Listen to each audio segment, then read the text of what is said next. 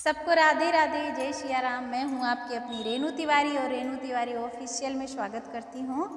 और मैं लेके आई बहुत ही धमाकेदार एक चुटकुला नाच गीत। आप लोग सुने और कमेंट बॉक्स में ज़रूर बताएं कि कैसा लगा हमारा गीत आपको।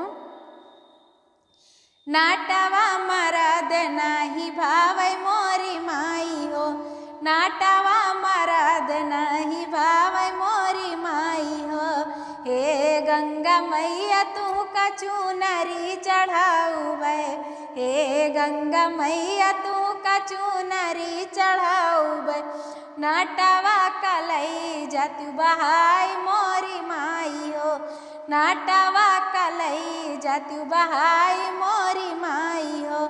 नाटावा मरद नाही भावै मोरी माई हो। घरवा बाहिगा दुआरवा उबाईगा, घरवा बाहिगा दुआरवा बाईगा। माटावा बैठ के नहाई मोरी माई हो, नाटावा बैठ के नहाई मोरी माई हो। नाटावा मरद नाही भावै मोरी माई हो। हे अग्निदेव तू का लाडू चढ़ाऊबै, अग्निदेव तू का लाडू चढ़ाऊबै। नाटावा का देत्या जलाई मोरी माई हो, नाटावा का देत्या जलाई मोरी माई हो।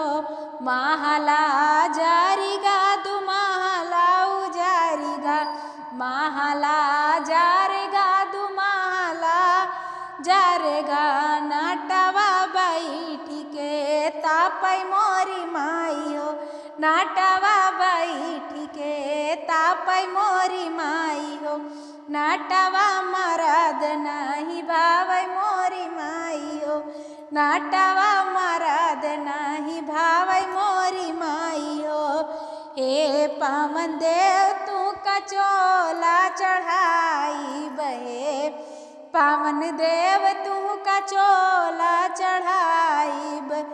नाटावा कलई जत्या उड़ाई मोरी माई हो, नाटावा कलई जत्या उड़ाई मोरी माई हो।